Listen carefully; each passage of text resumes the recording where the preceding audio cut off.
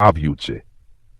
બાગા વિરહેનો સંગીત દ્વારકા કૃષ્ણ રાજકારીમાં વ્યસ્ત હતા અને રાતા તો આજ પણ વૃંદાવનમાં કૃષ્ણ સ્મરણમાં મગ્ન હતી. સમય વીતી ગયો હતો પણ બંનેના હૃદયમાં સંવેદનાઓ એ જ હતી, પ્રેમ, આસ્થા અને વિરહ. રાતાની આંખો રોજે પંખીને જોને પૂછતી, શ્યામ ક્યાં છે? શું તેને મને ભૂલાવી દીધા?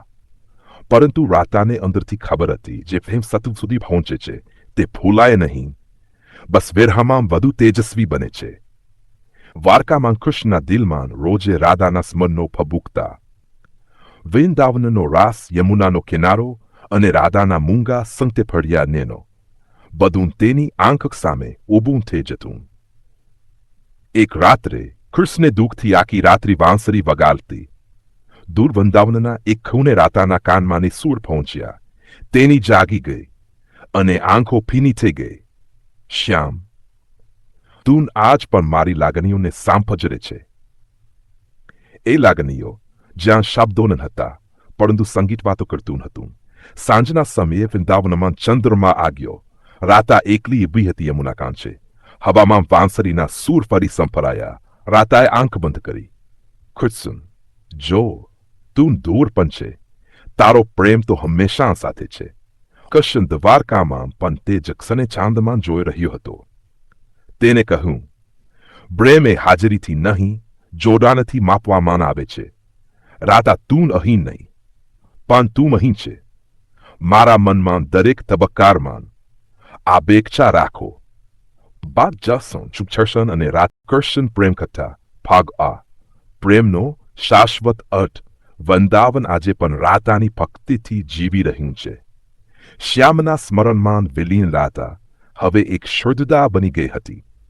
એવી શ્રદ્ધા જ્યાં ત્યાગમાં પ્રેમ છે અને વિરહમાં સામીપ્ય.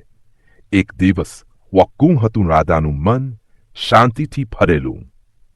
એ દિવસે તે યમુના કાંઠે બેસી રહી અને તેને અંતર્મનથી કહ્યું, હવે હું તારા માટે અડી નથી શ્યામ, હું તારા પ્રેમમાં સમાઈ ગઈ છું. દ્વારકા તરફ કૃષ્ણ રાજકારના વનમાં ગુમ હતો, પરંતુ હૃદય તે કનિક ખાલી લાગતું હતું. તે જાણતું હતું, જે ત્યાગ રાતાએ કર્યું એ કોઈ અને કોઈને માટે નથી કરી શકતું. કૃષ્ણે એક દિવસ સુદ્ધવને કહ્યું, રાતા એ માત્ર પ્રેમિકા નથી, રાધા એ મારું આત્મ સ્વરૂપ છે. જેમ આત્મા વીતે છે સર્વે શરીરોમાં, તેમ રાધાનો પ્રેમ મારી દરેક શ્વાસમાં વીતે છે. એક રાત્રે કૃષ્ણ સપનમાં યમુના કાંઠે પહોંચે છે. રાધા બેઠી છે, દુબળી થઈ ગઈ છે, આંખો શાંત છે, પણ હૃદયમાં કૃષ્ણ છે. તેની બોલે છે, મારું જીવન તું નહીં આપું શ્યામ, પણ તું જે જીવન બની ગયો. કૃષ્ણ પાસે બોલવા માટે શબ્દો નહોતા.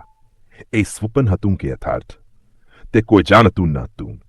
પણ એ સને બંનેના હૃદયો એક સાથે તબક્યા. પ્રેમ હવે વિચાર નથી રહ્યો. પ્રેમ એક સાકાર અનુભવ છે. કાળ વીતતો ગયો. રાધા હવે ત્યાગની મૂર્તિ બની ગઈ.